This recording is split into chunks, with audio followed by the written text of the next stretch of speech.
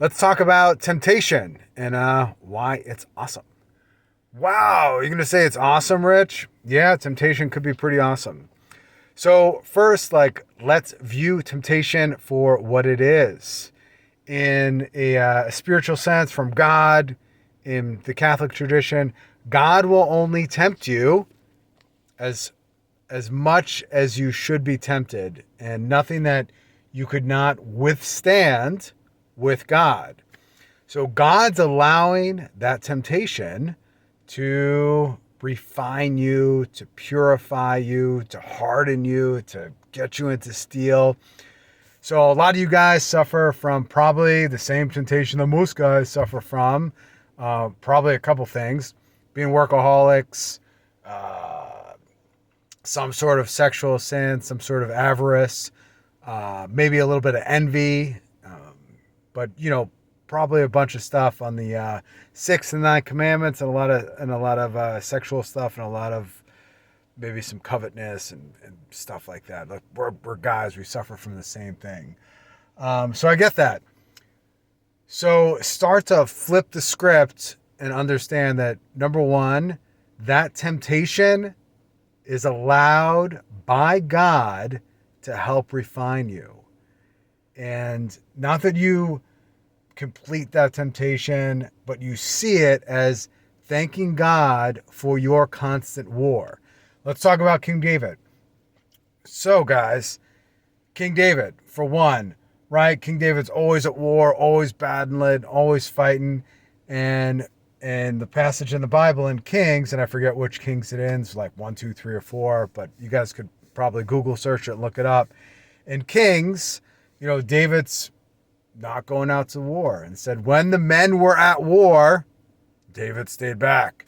And when David stayed back, he looked upon the wife of one of his generals, the Hittite guy. He looked upon that man's wife, and then boom, boom, boom, sin.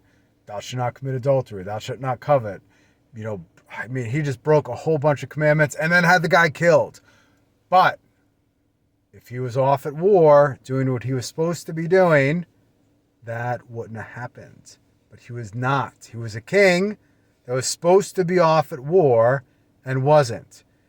So you guys are kings of your own realms, right? A king that has God. God's above you, but you're the king of your own realm. You got your wife, your family, whatever you got. You're the king of that realm, okay? That belongs to you. Those people are under you. You got to take care of them. Not a tyrant, not a dictator, a king under God. So you must always be at war as a king, because if you are not at war, you could not be hardened, and you could be led into temptation, and you could fall. And that's the last thing any of you guys want to do. And I know I don't want to do it. So here's what I'm saying. As a king, thank God for that temptation. Thank God that you always have a war in front of you. And that war consists of a million battles, right? So many battles that you can't even count on. And you have to win those battles, each one at a time. And start to view the whole situation as that temptation is being allowed for you to call upon God to constantly fight and war against and battle against, and it's going to keep you out of greater sins. And I know for me, if ever I rely on my own power, or I think I got this, I can defeat this sin, that's when either the sin comes in and it comes to fruition, which is terrible, and then you end up committing a mortal sin. Or what happens is I get prideful, right? And you guys could fall into that too. Like, I did this. I pushed this thing away today. I did that. No, man, you want to call upon God, and together in war, you win that battle for the day or the hour or whatever it is. I don't know, how you guys get tempted.